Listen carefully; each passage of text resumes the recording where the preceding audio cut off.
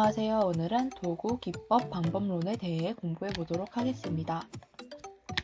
먼저 도구란 어떠한 것을 할 때 그것을 하기 위해 필요한 것이고, 기법이란 도구를 효과적으로 다루기 위한 기술입니다. 방법론이란 다양한 상황에 대해서 어떠한 도구와 기법을 사용해야 되는지에 대한 내용을 담고 있는 개념의 집합입니다. 먼저 축구를 예시로 들어서 축구의 도구, 기법 및 방법론에 대해서 배워보도록 하겠습니다. 축구의 도구로는 축구공, 축구화, 축구장 등등과 같은 축구를 즐기기 위해 필요한 기본적인 도구를 말합니다. 기법이란 킥, 헤딩, 트래핑, 스토핑 등등과 같이 이 도구들을 효과적으로 다루기 위한 기본적인 기법이라고 할 수 있습니다. 축구의 방법론이란 축구 게임에 이기기 위해서 피라미드 시스템, 4대 2대 4 시스템 등등과 같이 상대방의 전략에 따라서 적재적소에 알맞게 사용되어야 하는 것들을 말합니다. 이제 축구에 대해서 먼저 알아봤으니까 어느 정도 감을 잡으셨을 거라 생각하고 수학의 도구, 기법, 방법론에 대해서 배워보도록 하겠습니다. 먼저 수학은 너무나 많은 도구, 기법, 방법론이 있어서 축구와 같이 도구, 기법, 방법론에 맞추어 구분하기 모호한 경우가 많습니다. 그래도 일반적으로 도구는 수학의 정의와 정의라고 할 수 있습니다. 기법은 너무나 많은 것들이 있지만 예시를 들면 가관법, 대입법 등이 있습니다. 방법론은 상황에 따라 기법을 선택하는 것이라고 할 수 있습니다. 예를 들어 방정식의 해를 구한다고 할 때 이때 상황에 따라서 대입법, 가관법, 근의 공식을 활용하는 것을 말합니다. 수학적인 도구, 기법, 방법론을 이용해서 문제를 해결하기 위해서는 먼저 실생활의 문제를 수학적 모델로 변화시키는 과정이 필요합니다. 이 과정을 수학적 모델링이라고 하는데요. 이때 문제와 추상 모델로 넘어가는 과정에서 추상화라는 과정이 일어납니다.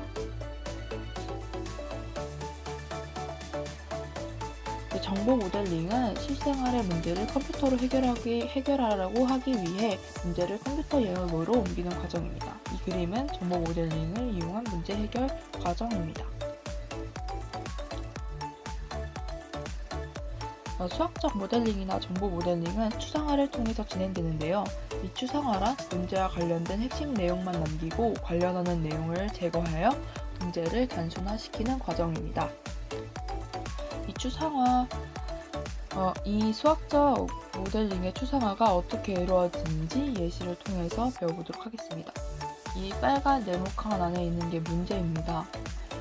과일 가게 아저씨가 사과 1개를 600원에 주고 사서 800원에 팔고 배 1개를 1200원에 주고 사서 1500원에 팔았다고 할 때 사과와 배를 합하여 총 10개를 팔고 이익이 2400원이 생겼다고 한다면 사과는 몇 개를 팔았습니까? 이 문제를 풀기 위해서는 위와 같이 간단한 방정식을 생각했을 것입니다. 이렇게 방정식을 세우는 것을 추상화라고 하는데요. 사과의 판매 개수를 A, 배의 판매 개수를 B라 하고 식을 유도한 것입니다. 이렇게 수학적 표현인 방정식으로 변환을 하는 것이 추상화라고 합니다. 문제 해결과 관계없는 정보, 예를 들어 과일 가게 아저씨에 대한 정보 같은 게 없어지고 사과와 배의 개수만이 남아 문제 해결을 위한 변수로 이용하는 것입니다. 이 방정식을 다음과 같은 과정을 통해서 판매 개수를 구할 것입니다. 이런 식으로 수학적 추상 모델은 문제 해결을 위해서 이런 모델로 변형되고 결국 A는 6이라는 최종 수학 모델로 변형됩니다. 그 결과로 우리는 사과는 6개가 팔렸다는 것을 알 수 있었습니다. 이런 컴퓨터 과학에서는 정보 모델링을 통해 다양한 문제를 해결하는데요. 실생활에서 해결해야 하는 문제를 추상화 과정을 통해서 정보 형태로 컴퓨터에 저장을 합니다. 그리고 이 정보를 가공하여 처리해 해결책을 제시합니다. 이런 컴퓨터의 문제 해결 능력 중 상당수가 수학으로부터 유래했기 때문에 수학적 모델링이 어떻게 이루어지는지 이해해야 정보 모델링을 올바르게 할 수 있습니다.